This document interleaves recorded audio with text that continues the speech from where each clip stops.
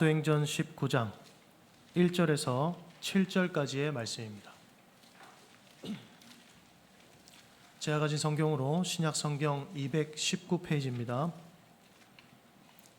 사도행전 19장 1절에서 7절의 말씀입니다. 제가 한 절 여러분이 한 절 교독하고요. 6절 7절은 한 목소리로 읽도록 하겠습니다. 하나님의 말씀입니다. 아볼로가 고린도에 있을 때에 바울이 윗지방으로 다녀 에베소에 와서 어떤 제자들을 만나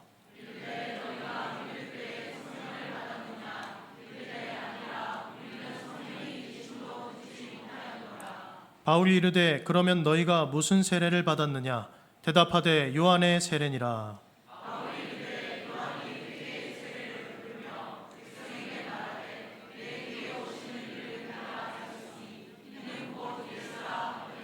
그들이 듣고 주 예수의 이름으로 세례를 받으니 바울이 그들에게 안수하매 성령이 그들에게 임하심으로 방언도 하고 예언도 하니 모두 12사람쯤 되니라. 아멘. 이 시간 장지철 원로 목사님 나와주셔서 믿을 때에 성령을 받았느냐라는 제목의 말씀으로 함께 말씀 전해주시도록 하겠습니다.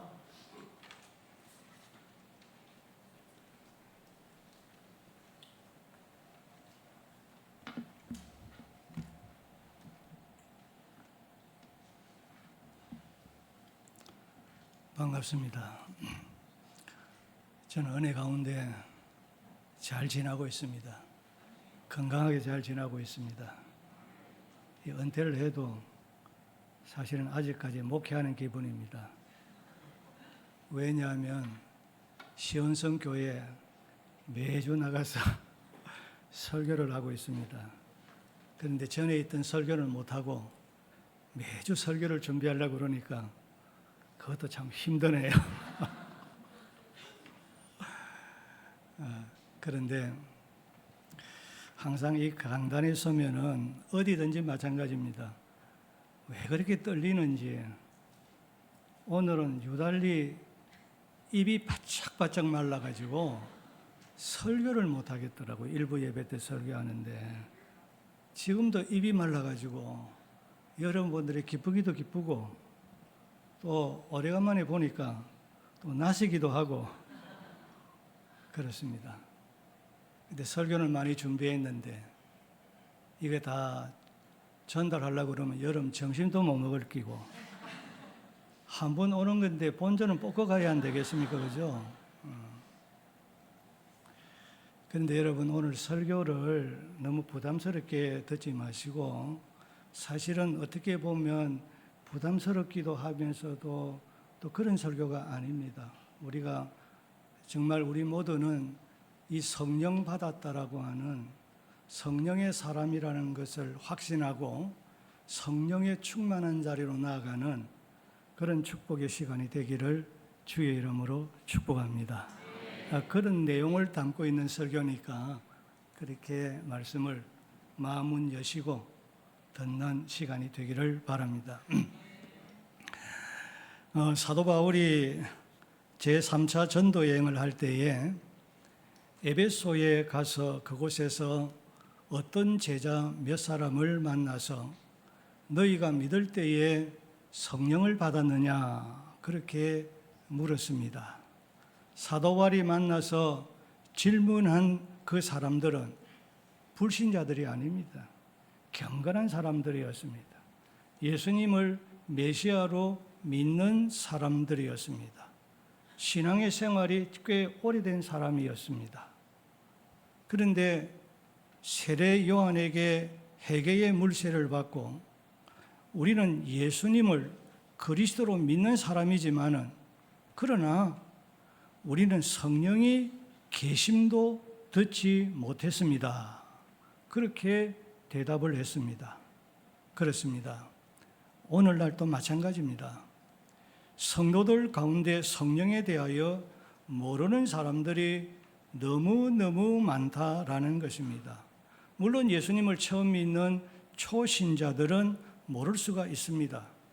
그런데 문제는 신앙의 연륜이 있는 성도들 가운데 꽤 그래도 신앙생활을 교회 다닌 지 꽤 오래되었다라고 하는 그 가운데는 직분자들까지라도 성령에 대하여 관심이 없는 사람이 있는가 하면, 내가 성령에 대하여 관심은 가지고 있는데 내가 과연 성령을 받았는가, 아니면 나는 성령을 받지 못한 사람인가에 대하여 의심하는 사람들이 의외로 많이 있다라는 것입니다. 로마서 8장 9절을 보면 누구든지 그리스도의 영이 아니면 그리스도의 사람이 아니다. 비록 교회를 다니고 직분을 받고 예수님을 알더라도 그 사람이 그리스도의 영을, 성령을 받지 못했다라고 하면 예수님과 아무 관계없는 사람, 교회와 아무 관계없는 사람, 성경과 아무 관계없는 사람입니다.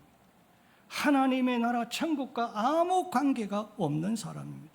육에 속한 사람이라고 유다서 17절에 말씀하고 있습니다.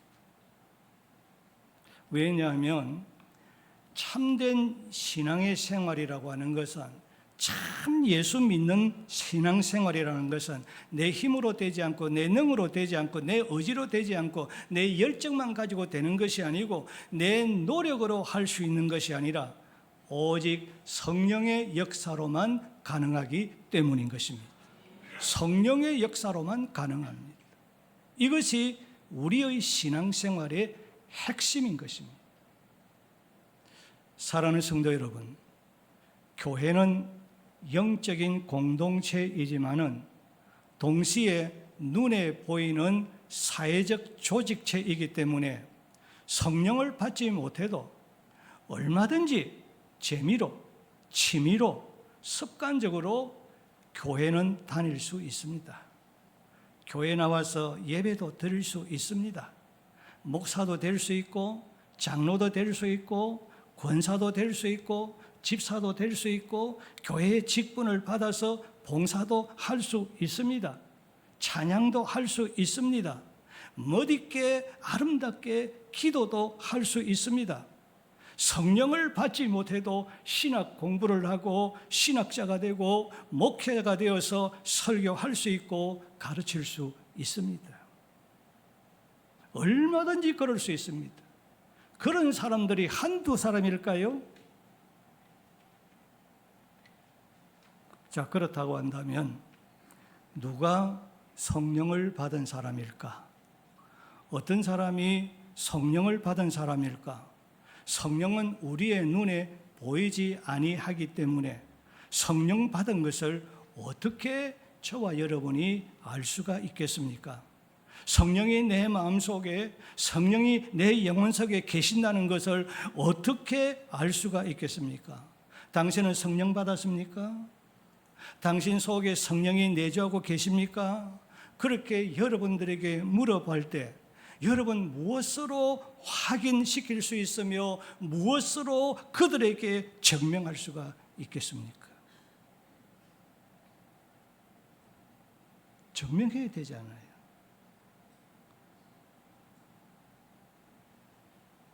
요한일서 5장 13절, 요한복음 20장 31절에서 내가 하나님의 아들의 이름을 믿는 너희에게 이것을 쓰는 것은 너희로 하여금 너희에게 영생이 있음을 알게 하려 함이라 라고 말했습니다.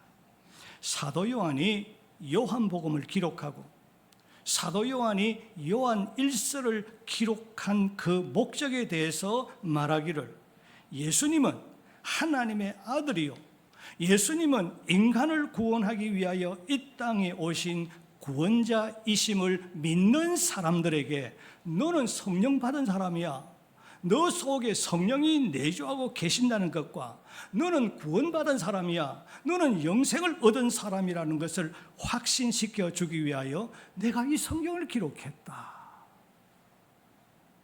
성경을 기록한 목적이 여기에 있습니다. 여러분, 예수님을 하나님의 아들이라고 그랬습니다. 요한복음에서 예수님은 하나님의 아들로 말하고 있습니다. 그러면 예수님은 하나님의 아들이라고 그랬는데 하나님의 아들이라는 말이 무슨 말일까요? 그걸 알아야 되지 않아요? 그냥 목사님이 예수님은 하나님의 아들이구나, 하나님의 아들이구나. 또 여러분들이 어떻게 생각하면 하나님이 마리아와 결혼을 해서 예수님을 낳으신 것이구나. 예수님에게도 하나님의 아들이 있는갑다. 여러분 혹시 그렇게 생각하고 있지 않아요? 시 웃는 거 보이 그러는갑다. 그런 말이 아니에요. 예수님에게 하나님의 아들이 있다는 말이 아닙니다. 하나님이 결혼해서 아들을 낳았다는 말이 아닙니다. 예수님을 하나님의 아들이라고 한 것은 하나님 자신이 성령으로 처녀 마리아의 몸을 통해서 사람의 몸을, 육신의 몸을 입으시고 이 땅에 오신 하나님이시라는 거예요. 그래서 예수님께서 나는 하나님과 하나이니라 그렇게 말씀했죠. 그러니까 예수님을 하나님의 아들이라는 것은 예수님은 바로 하나님이시다. 하나님의 본체이십니다. 하나님과 동등하신 분이십니다. 그것을 믿는 거예요. 그러니까 하나님은 구원과 영생에 대하여 누구도 어떤 사람도 부인하거나 바꾸거나 변경하거나 고치지 못하도록 하나님의 말씀, 절대 불변의 진리인 하나님의 말씀, 이 성경을 통하여 우리에게 확실하게 증거하고 있는 겁니다. 그러면 성경은 누가 성령을 받은 사람이라고 말씀하고 있습니까? 어떤 사람이 마음속에 성령이 들어와 계신다, 성령이 내주하고 계신다라고 말씀하고 있습니까? 오늘 많은 사람들은 방언이나 신유 같은 초자연적인 은사가 성령을 받은 증거로 생각합니다. 물론 우리가 사도행전에 보면 그것도 성령 받은 증거로 말씀을 하고 있습니다만은 그것이 절대적인 근거라고 말씀하고 있지를 않습니다. 성경은 방언과 신유와 같은 은사는 성령의 은사로 나타나는 외적인 표적이지 성령 받았다라고 하는 절대적인 증거나 근거가 아니라고 가르치고 있습니다. 왜냐하면 모든 성도가 다 똑같은 방언을 하거나 똑같은 예언을 하거나 신유 등의 은사를 받는 것이 아니기 때문입니다. 모든 은사는 성령이 자신의 뜻대로 각 사람에게 교회와 이웃과 복음을 섬기기 위해서 주시는 선물이기 때문인 것입니다. 우리가 잘 아는 고린도전서 12장 3절을 보면 성령을 받았다라고 하는 가장 확실한 증거, 결정적인 근거가 무엇인가를 우리에게 말씀하고 있습니다. 내가 너희에게 알리노니 성령으로 아니하고는 누구든지 예수를 주시라 할 수 없느니라. 한번 같이 읽어보실까요? 그러므로 내가 너희에게 알리노니 성령으로 아니하고는 누구든지 예수를 주시라 할 수 없느니라. 아멘. 여기서 중요한 단어는 알리노니라는 말입니다. 이 알리노니라는 말은 단순히 어떤 정보를 우리에게 알려준다, 그런 차원의 말이 아니라는 것입니다. 여기 알린다라고 하는 이 말은 매우 중요한 사실을, 우리 인간에게 매우 중요한 사실을 분명히 알려준다. 그냥 알려주는 것이 아닙니다. 분명하게 알려주고 확실하게 깨닫게 한다. 절대적인 기준이 되는 것을 알려준다. 결정적인 증거를 알려준다. 정확하게 분별할 수 있는 원칙이 무엇인가를 알려준다 라는 뜻을 가진 단어가 알리노니라는 단어인 것입니다. 그러니까 성령을 받았다라고 하는 것을 우리가 확실하게, 내가 분명하게 알 수 있는 절대적인 기준이 되고 결정적인 증거가 되는 것은 예수님을 주시라고 진심으로 믿고 입으로 고백하는 그 자체라고 성경은 우리에게 강조하고 있는 겁니다. 느낌이 아닙니다. 확신도 아닙니다. 여러분, 확신도 내 감정과 상황 따라 얼마든지 바뀔 수 있는 겁니다. 성경입니다. 하나님의 말씀입니다. 여기서 주라고 하는 말은 구약 성경에서 말하는 여호와를 칭호하는 말입니다. 또 주라고 하는 말은 구원자, 주인이라고 하는 뜻을 가지고 있습니다. 그러니까 내가 성령을 받았습니다. 성령이 내 안에, 내 마음속에, 내 영 안에 계십니다라고 하는 절대적인 증거, 결정적인 근거, 정확한 증거는 예수님을 나의 하나님이시오. 예수님은 하나님이시요 나의 유일한 구원자시요 내 삶의, 내 인생의 주인이심을 진심으로 믿고 입으로 고백하는 그 믿음이라고 성경은 가르치고 있습니다. 여러분, 예수님을 하나님의 아들로 믿으십니까? 예수님을 하나님의 아들로 믿으십니까? 예수님은 내 인생의 주인으로 믿으십니까? 구원자이심을 믿으십니까? 이 아멘은 교회가 떠나가야 되는 거예요. 그래야 진짜로 믿는 거예요.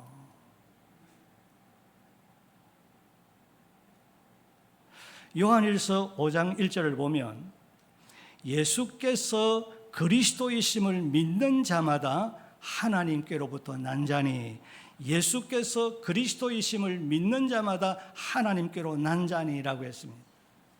이 말은 예수님을 그리스도로, 예수님을 구주로 믿는 사람은 성령을 받고 거듭난 사람이다, 구원받은 사람이다라는 것입니다. 왜냐하면 오직 성령 받은 사람만이 예수님을 하나님의 아들로 믿고 예수님을 구원으로 고백할 수 있기 때문입니다. 여러분, 예수님을 아무나 하나님의 아들로 구주로 믿는 것이 아닙니다. 오직 성령을 받은 사람만이 예수님을 하나님으로 믿을 수 있고 예수님을 나의 구원자이십니다.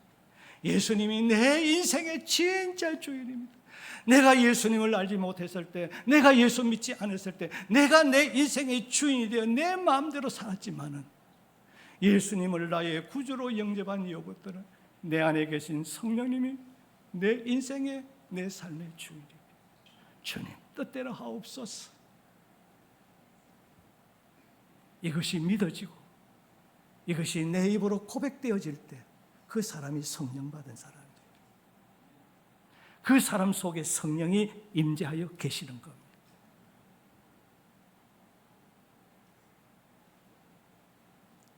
그러므로 성령을 받고 예수님을 믿는 사람은 찬송 소리가 좋습니다. 오늘 찬양대 너무 찬양을 잘했습니다. 내가 많은 은혜를 받았습니다. 저 대일교회도 제가 저번에 작년 8월 달에 가서 자기들 찬양대 잘한다고 막 자랑하더라고요. 따라가지는 못해요. 너무 잘해요.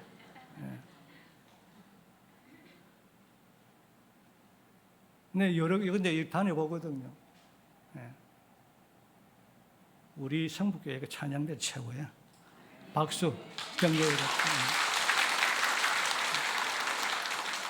정말 은혜로워요.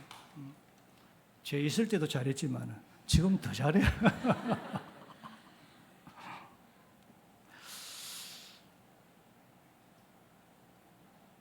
예수님을 알지 못하고 성령을 받지 못했을 때는 세상 또로또가 좋고 여행가가 좋았는데 성령님이 내 안에 와 계시니까 그거는 또 이제는 다 싫고 찬송이 좋고 찬송 듣는 것이 즐겁고 예배 드리는 것이 즐겁고 교회 가는 것이 기다려지고 설교가 이전에는 남의 설교처럼 듣겠는데 이제는 설교가 내게 주시는 하나님의 음성으로, 내게 주시는 하나님의 말씀으로 들려지고 그러면서 세상이 줄 수 없는 하나님의 평강이 있는 것입니다.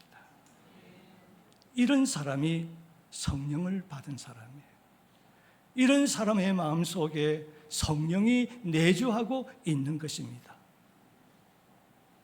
그러므로 우리는 찬송가 288장 1절에 예수로 나의 구주 삼고 성령과 피로서 거듭나니 이 세상에서 내 영혼이 하늘의 영광 누리로다. 이것이 나의 간정이요 이것이 나의 찬송일세. 나 사는 동안 끊임없이 구주를 찬송하리로다. 예수님을 나의 구주로, 성령을 통해서 예수님을 나의 구주로 믿고 내가 거듭났습니다. 이것이 내가 거듭난, 내가 영생 얻은, 내가 성령 받은 확실한 증거입니다. 그러므로 내 사는 동안 끊임없이 구주를 찬송하며 살아가겠습니다. 그런 찬송 아닙니까? 둘째는 로마서 8장 15절 16절을 보면 너희는 양자의 영을 받았으므로 우리가 아빠 아버지라 부르짖느니라.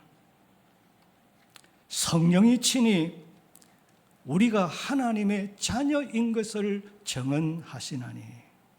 갈라디아서 4장 6절에서도 하나님이 그 아들의 영 성령을 우리 마음 가운데 보내사 아빠 아버지라 부르게 하셨다라고 했습니다. 양자의 영 성령을 받은 사람은 성령이 내 안에 모시고 살아가는 사람은 당당하게 하나님을 아빠, 아버지라 부르며 기도한다는 겁니다. 성령 받지 못한 사람은 하나님을 아빠, 아버지라 부를 수 없습니다. 하나님을 신이라 부르고 하나님을 절대자라고 부르지. 하나님을 위대한 사람이라고 부르지, 창조주라고 부르지, 나의 아버지십니다, 나의 아빠가 되십니다, 그렇게 부르면서 하나님을 아빠라 부르며 하나님 앞에 기도하고 아빠라 부르며 감사하고 아빠라 부르며 하나님을 찬송하며 살아갈 수 없는 것입니다. 성령을 받아야만 가능한 것입니다.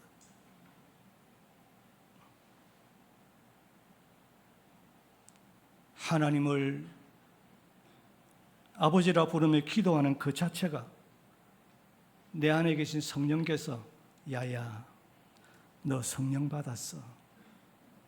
너 성령 받은 사람이야.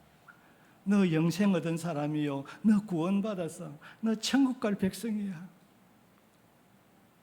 성령께서 그렇게 지금 증거하는 거예요. 그렇게 말하고 있는 거예요. 그것이 성령 받았다는 확실한 증거입니다. 성령 받았다는 영적 신분증이라 말할 수 있습니다. 자, 내가 하나님을 아빠, 아버지라 부르지만 여러분, 이게 우리가 살아가면서 얼마나 큰 행복인지. 그렇습니다.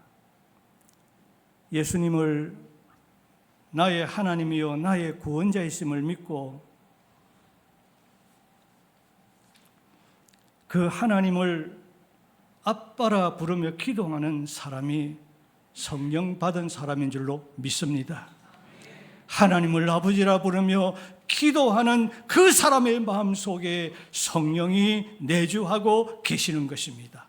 그래서 성령 받아라, 성령 받아라, 예수 내게 말씀하셔서 성령 받아라, 성령 받아라, 예수 내게 말씀하셔서 할렐루야, 성령 받았네, 나는 성령 받았네.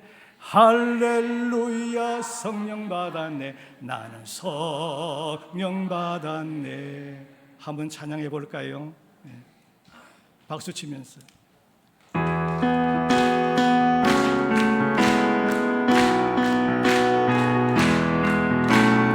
성령 받아라, 성령 받아라,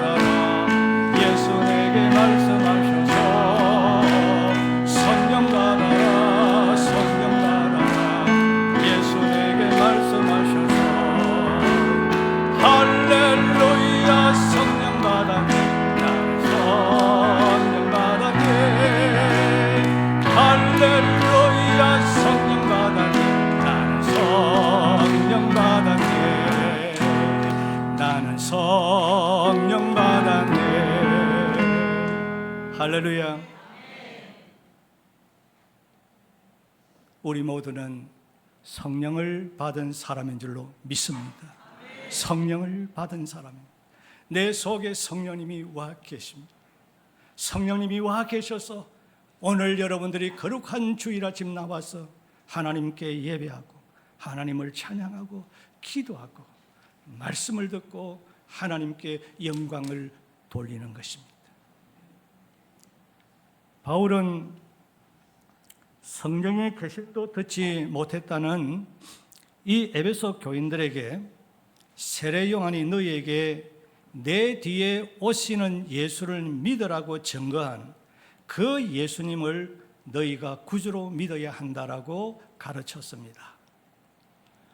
바울은 예수님을 구주로 믿고 고백한 에베소 교인들에게 예수의 이름으로 세례를 주고 안수할 때에 그들에게 성령이 임하였고 동시에 성령의 충만한 은혜를 그들이 체험하게 되었다라는 말씀을 하고 있습니다. 이 사건을 통해서 우리에게 주시는 핵심적인 교훈이 무엇입니까? 성령을 받은 성도는 이제는 죄를 이기고 이제는 예수님을 닮는 데까지 성장하기 위해서 반드시 성령으로 충만해야 한다는 말입니다.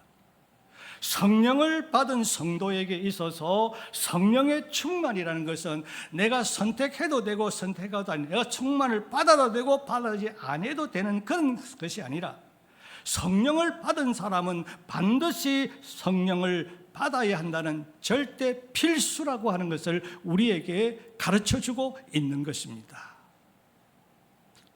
성도에게 성령의 충만이 얼마나 중요한가에 대하여 미국 장로교회 목사이며 현대교회 운동의 아버지라고 불리우는 찰스 피니는 이렇게 말하고 있습니다. 죄인이 회개하지 않는 것이 죄인 것처럼 그리스도인들이 성령 받은 그리스도인들이 성령으로 충만하지 않는 것은 더 큰 죄다, 더 큰 잘못이다, 그렇게 지적했습니다. 그렇습니다. 에베소서 5장 18절을 보면 오직 성령으로 충만함을 받으라, 오직 성령으로 충만함을 받으라고 했습니다. 다 같이 함께 읽어보실까요? 오직 성령으로 충만함을 받으라, 오직 성령으로 충만함을 받아라. 다시 한번 오직 성령으로 충만함을 받아라. 오직 성령으로 충만하시기를 주의 이름으로 축복합니다. 여기 성령의 충만함을 받아라, 성령으로 충만하라는 말은 단 한 번 받으라는 그런 말이 아닙니다. 단회성이 아닙니다. 우리가 예수님을 구주로 믿을 때에 받았던 내 속에 임하였던 그 성령은 영원히 떠나지 아니하고 우리와 함께 하시며 천국 갈 때까지 함께 하시며 하나님의 나라에서도 그 성령 하나님은 함께 하시는 줄로 믿습니다. 떠나지 않습니다. 그러나 성령의 충만은 단회적인 것이 아닙니다. 우리가 죄를 지으면 내 안에 역사하시는 성령의 불을 꺼지게 하거나 식어버리도록 하기 때문에 우리는 날마다 끊임없이 지속적으로 계속해서 성령으로 충만해야 한다는 명령인 것입니다.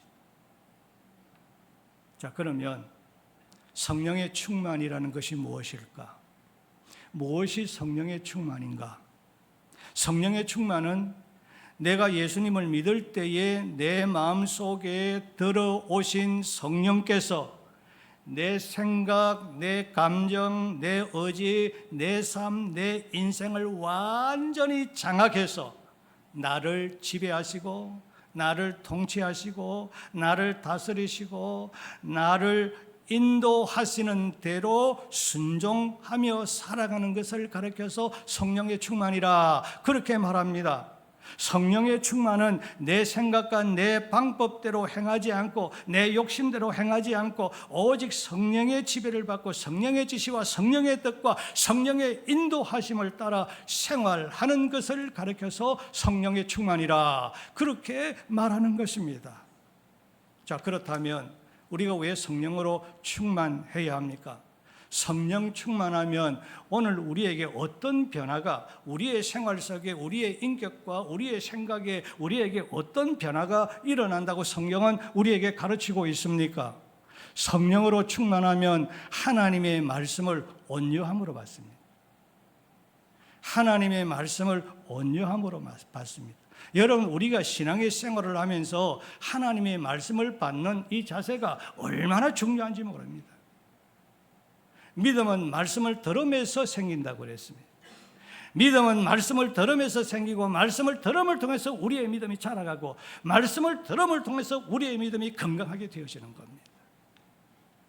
여기 온유함으로 하나님의 말씀을 받는다는 것은, 말씀을 들을 때 여러분, 때로는 목사님들이 설교를 하면서 때로는 책망도 하기도 하고 위로도 하기도 하고 격려도 하기도 하고 또 사랑의 설교도 하기도 하고 그렇게 하지 않습니까? 이렇게 설교를 할 때, 잘못을 책망할 때 자기 생각대로 판단하거나 반항하지 아니하고 말씀대로 순종하겠다는 겸손한 마음으로 받아들이는 것이, 온유한 마음으로 말씀을 받아들이는 거예요. 그게 성령 충만한 사람에게 나타나는 현상입니다.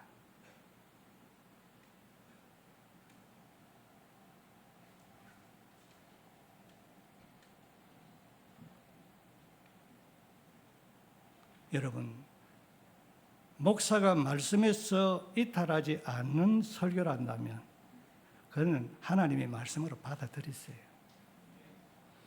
저는 평생을 강단에서 설교하지만 말씀에서 벗어난 설교를 하지 않았습니다. 신학적으로도 이상이 있는 설교 한 번도 하지 않았습니다.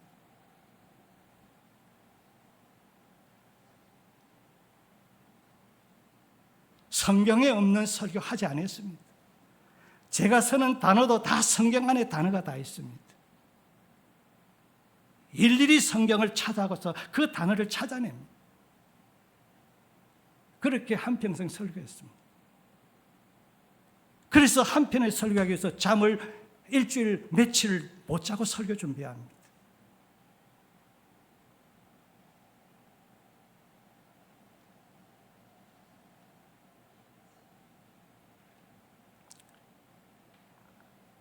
목사님들이 설교할 때 여러분들이 어떤 자세를 듣느냐에 따라서 여러분의 인생과 삶과 신앙이, 생각의 구조가 다 바뀝니다. 대단히 중요합니다. 성령으로 충만하면 하나님의 말씀을 하나님의 말씀으로 온유한 마음으로 받아들입니다. 성령 충만하면 세상의 유혹을 이기고 부끄럽지 않은 사람이 되어지고, 걱정과 불안과 두려움 속에서도 평안과 기쁨이 생기고, 문제 속에서도 소망이 생기는 겁니다. 사도행전 2장 1절로 4절을 보면, 오순절 날에 마가다락방에 성령이 임할 때에 강한 불의 혀같이 임했다. 성령을 불로 상징을 했습니다. 불의 성질은 뜨겁게 하고 더러운 불순물을 태워서 깨끗하게 정화시키고 단단한 물질을 녹여서 새로운 모양을 만들어내는 것입니다. 이와 같이 성령으로 충만하면 우리의 신앙 생활에 불같이 뜨거워지고 힘이 있습니다. 여러분, 예배가 뜨겁습니다. 찬송이 뜨겁습니다. 기도가 뜨겁습니다. 사랑의 생활이 뜨겁습니다. 봉사가 뜨겁습니다. 전도와 선교가 뜨거워지는 거예요. 냉랭하지 않습니다. 여러분, 신앙생활의 아주 기본적인 중요한 요소 가운데 하나가 예배 생활입니다. 예배가 뜨거워야 됩니다. 예배가 살아야 됩니다.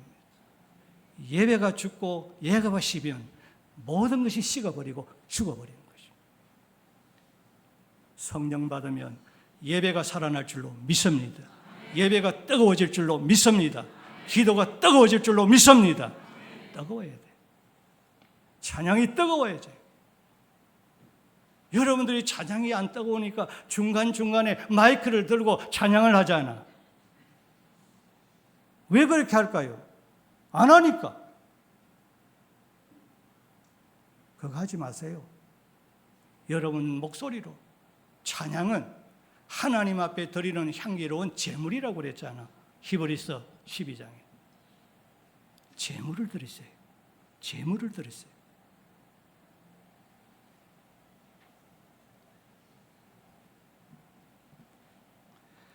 여러분, 죄를 회개하고 정결한 사람이 되어서 하나님 앞에 서임받는 사람이 됩니다. 하나님의 교회는 금그릇도 있고 은그릇도 있고 나무 그릇도 있다고 했습니다. 그러나 그 그릇이 아무리 금그릇이고 은그릇이라도 깨끗하지 아니하면 하나님이 안 쓴다고 했습니다. 비록 보잘것없는 나무 그릇이요 질그릇이라도 그 그릇이 깨끗하면 하나님이 들어서 서시는 줄로 믿습니다. 우리가 성령으로 충만하면 깨끗한 그릇이 되어서 정화된 그릇이 되어서 하나님이 어디든지 서임받는 사람이 될 줄로 믿습니다.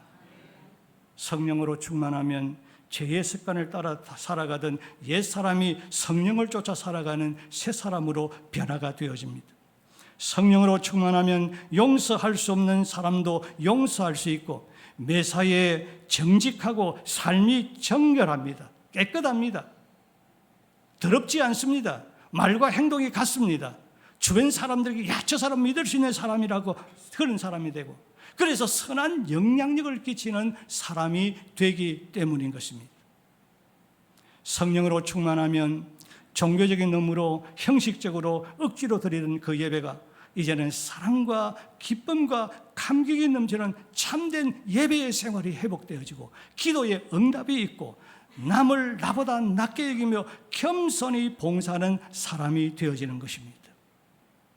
성령으로 충만하면 내 중심으로 살지 아니하고 이제는 하나님의 중심으로 살게 되어지고 빛의 열매를 맺고 선한 열매를 맺고 주님이 원하시는 성령의 열매, 사랑과 희락과 화평과 오래 참음과 자비와 양성과 충성과 온유와 절제라고 하는 이 성령의 열매를 맺고 이제는 하나님의 뜻을 따라 항상 기뻐하며 쉬지 말고 기도하며 범사에 감사하는 삶을 살아갈 수 있기 때문인 것입니다.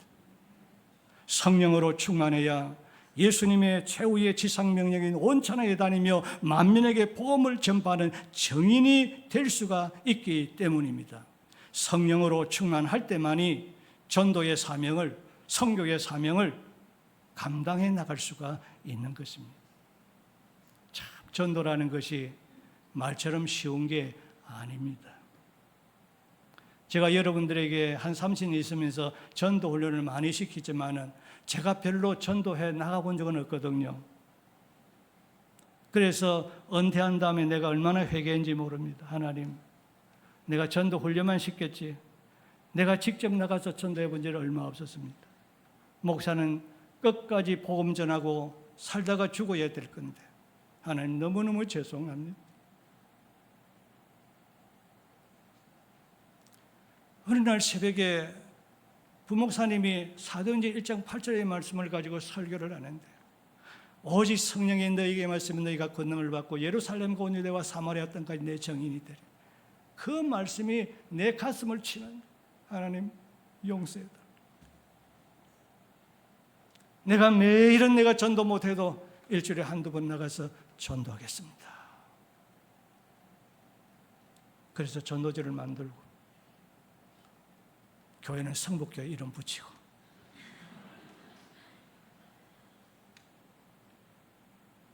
어제도 나가서 전도했습니다. 그런데 그게 쉬운 일이 아니더라고요. 오만 사람 다 만나 속상하기도 하고 어떤 위로가 되기도 하고 힘을 얻기도 하고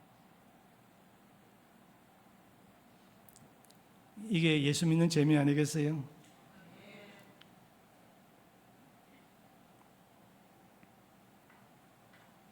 신앙생활은 한마디로 악한 사탄과 세상의 수많은 미혹과 싸우는 영적 전쟁입니다. 신앙생활은 만만하지 않습니다. 영적 전쟁입니다. 이 영적 전쟁 신앙생활은 내 힘으로, 내 의지로, 내 노력으로, 내 열정으로 하면 패한다라고 했습니다. 피할 수밖에 없다고 했습니다. 성령으로 충만할 때 마지막 때의 진리를 대적하는 거짓 선지자들의 그릇된 가르침과 그릇된 사상을 분별해서 물리치울 수가 있는 것입니다. 오늘 우리 한국의 형편을 보십시오. 이 엄청난 거짓된 사상, 세상을, 이 나라를 흔들고 교회를 흔드는데도 교회는 아무 소리 안 하고, 이게 무슨 꼴이냐? 이게 교회냐?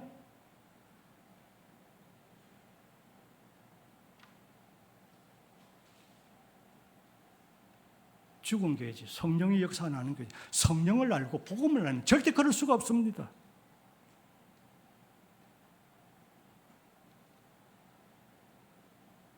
강단에서 가르치고 깨우쳐줘야죠.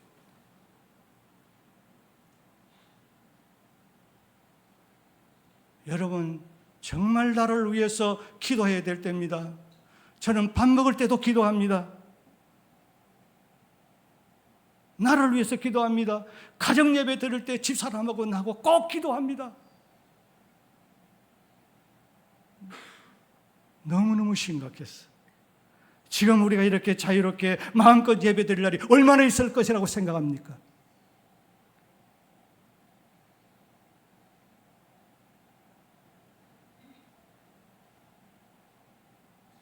성령으로 충만해야 이 사실을 또 바로 깨닫고 외칠 수 있는 겁니다.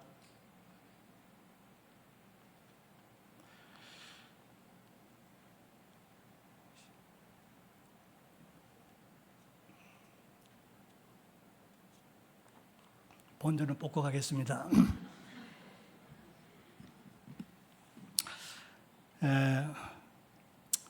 교회는 살아있는 영적 생명 유기체입니다. 그렇기 때문에 교회는 성장해야 합니다. 교회는 자라가야 합니다. 교회는 부흥해야 할 줄로 믿습니다.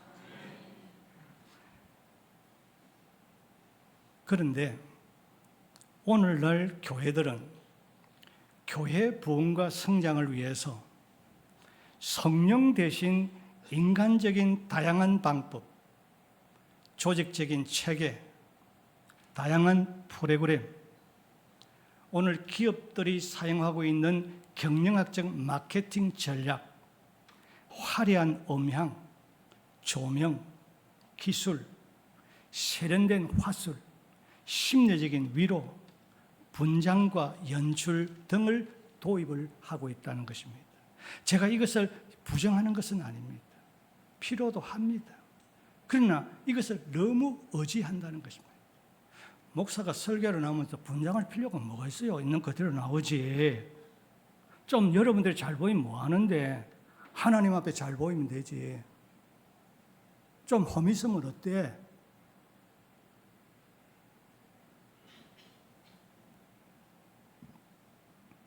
여러분, 인간적인 방법을 통해서 교인의 수를 늘리고 있지만 영혼을 구원하고 변화시키는 성령의 역사, 생명의 역사는 없고 살았다라고 하는 이름은 있으나 죽은 교회가 되고 라오디게아 교회처럼 공고하고 가련하고 가난하고 벌거벗은 교회가 된다는 이 사실을 망각하면 안 됩니다. 왜냐하면 참된 교회의 부흥과 성장은 오직 성령의 역사를 통하여 이루어지기 때문인 줄로 믿습니다. 성령의 역사를 통해서 이루어지는 거죠. 성경을 바라고. 자, 그러면 우리 모두는 다 성령의 충만함을 받아야 되겠습니다. 성령의 충만한 사람이 되어야 되겠습니다. 어떻게 하면 성령으로 충만할 수 있을까요? 성령으로 충만할 수 있는 비결이 무엇일까요? 시편 107편 9절을 보면 사모하는 영혼을 만족하게 하시며 줄인 영혼에게 좋은 것 성령을 채워주신다라고 말씀하셨고 사도행전 2장 28절, 누가복음 11장 13절에서는 너희가 회개하여 각각 예수 그리스도의 이름으로 세례를 받고 제 사함을 얻으라. 그리하면 성령을 선물로 받으리니 너희 하늘 아버지께서 구하는 자에, 기도하는 자에게 성령을 주시지 않겠느냐라고 했습니다. 성령으로 충만하기 위해서 우리가 가장 먼저 힘써야 할 것은 성령의 충만을 빈들의 바람 불같이 갈급한 심령으로 간절히 사모해야 됩니다. 성령의 충만을 위해서 저와 여러분이 간절히 사모해야 됩니다. 하나님은 성령의 충만을 갈급한 심령 속에 간절히 사모하는 자에게 넘치도록 채워주실 줄로 믿습니다. 내가 너희들에게 성령을 약속했다. 성령의 충만함을 주실 것을 내가 너희들에게 약속했다. 약속했지만은 그 약속을 붙들고 사모하는 마음으로 구하지 아니하면 안 준다고 그랬어요. 사모하는 마음이 있어야지. 사모하는 마음이 있어야지. 여러분 성령 충만에 사모하십니까? 사모하는 마음이 있어야지. 마음이 없으니까 졸지. 이 시간에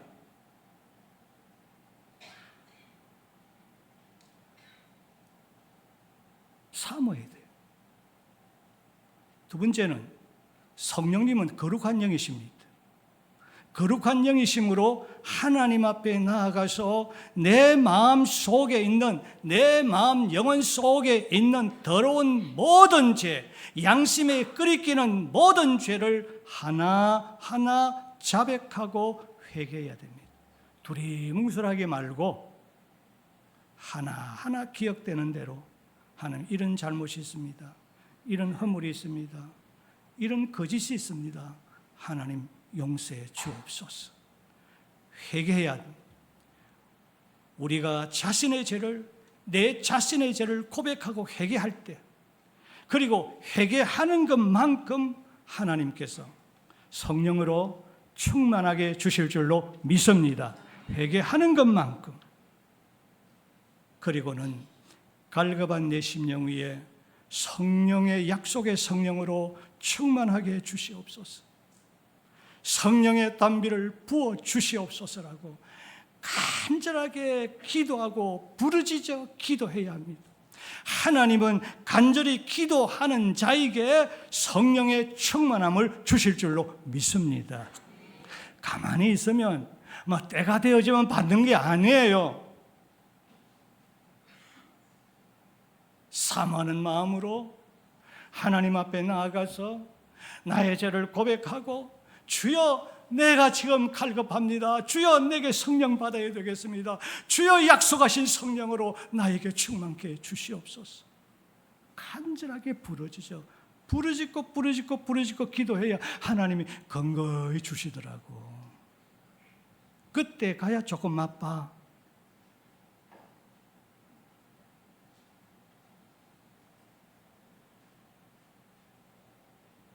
은혜도 맛본 사람이 알지. 맛 안 보면 내가 아무리 설교해도 싱거워. 맛이 없어.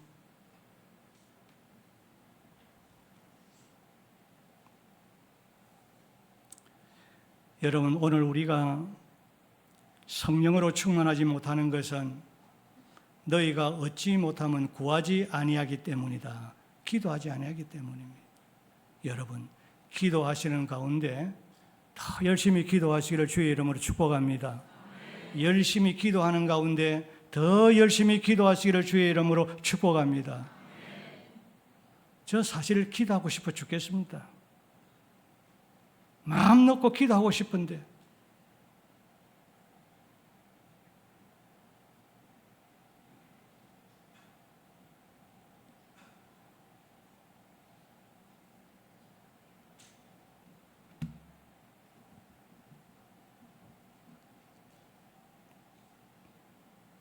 성도 여러분, 이제 결론을 맺겠습니다.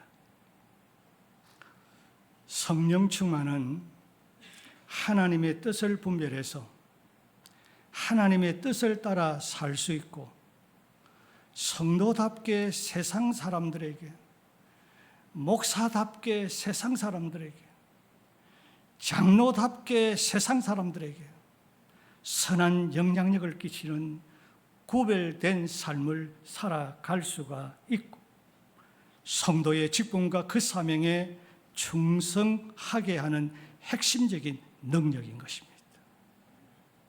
성령 충만한 장로님들이 되시기를 주의 이름으로 축복합니다. 성령 충만한 장로님들이 되시기를 주의 이름으로 축복합니다. 은퇴도 마찬가지입니다. 은퇴했다고 끝나는 것이 아닙니다. 성령으로 충만해야 됩니다. 성령 충만한 권사님들이 되기를 주의 이름으로 축복합니다. 집사가 되기를 축복합니다. 모든 성도들이 되기를 주의 이름으로 축복합니다. 그러므로 성령의 충만이라는 것은 선택사항이 아닙니다. 성도라면, 예수 믿는 사람이라면, 성령 받은 사람이라면 한 사람도 빠짐없이 누구든지 다 받아야 하는 성도의 필수입니다. 성령의 충만은 우리의 일생을 믿음과 소망과 사랑이 넘치게 하는 원동력입니다. 그러므로 성령의 충만은 아무리 강조해도 그것은 지나치지를 않습니다. 그러므로 성도는 무조건, 예수 믿는 사람이라고 하면 무조건, 이 자리에 예배에 참석한 성도라고 하면, 성북교의 성도라고 하면 무조건 성령으로 충만하시기를 주의 이름으로 축복합니다. 성도는 어떤 고난과 환경과 어려운 역경 가운데서도 성령으로 충만해야 됩니다. 고난 가운데서도, 문제 있는 가운데서도 성령으로 충만하면 역사가 일어날 줄로 믿습니다. 성령으로 충만해야 됩니다. 고린도후서 6장 2절을 보면, 보라, 지금은 은혜 받을 만한 때요. 보라, 지금 어떤 시대인 줄 아느냐? 성령의 시대가 아니냐? 지금 성령의 시대에 성령을 받을 때다. 성령의 시대에 성령의 충만함을 받을 때라고 성경은 우리에게 강조하고 있습니다. 다시 한 번 더 강조합니다. 바로 지금 성령의 시대에 우리는 무엇보다도 성령의 충만을 갈급한 심령으로 사모해야 할 것입니다. 그리고 철저히 회개해야 할 것입니다. 성령의 단비를 충만하게 부어달라고 우리 하나님 앞에 간절하게 기도하며 부르짖으시기를 바랍니다. 그리해서 우리 모두 성령으로 충만하여 하나님의 자녀답게 정말 저분이 정말 목사답구나, 장로답구나, 권사답구나, 집사답구나, 성북교회답구나, 그렇게 변화되어서 세상 사람들에게, 주변 사람들에게 영향을 끼칠 수 있는, 직장에서도 영향을 끼칠 수 있고, 가정에서도 우리 아버지가 진짜 아버지다, 우리 엄마가 진짜 엄마다, 그렇게 자녀들에게 성장 영향을 끼칠 수 있는 그런 변화가 있기를 주의 이름으로 축복합니다. 신앙생활이 이제는 성령의 충만으로 뜨거워져야 할 것입니다. 지금까지 냉랭했다면 이제는 뜨거워져야 합니다.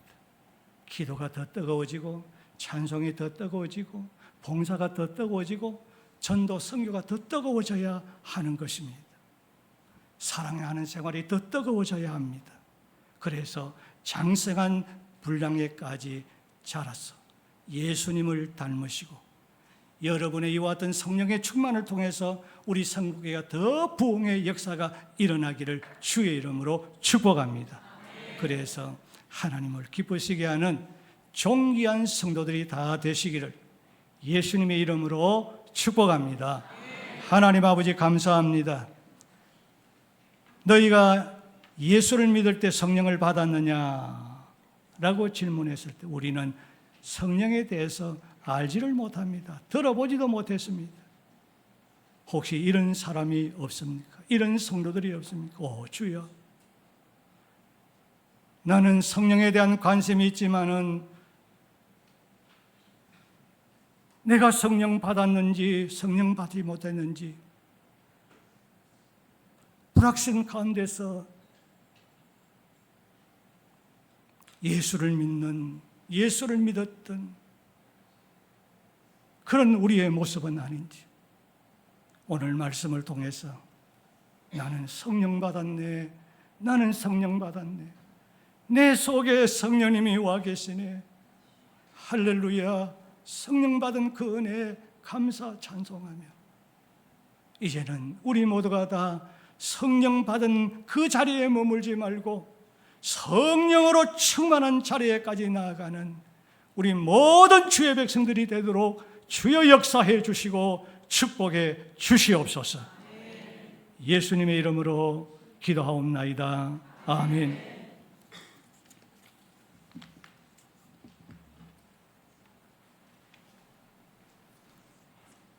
할렐루야. 찬송하시겠습니다.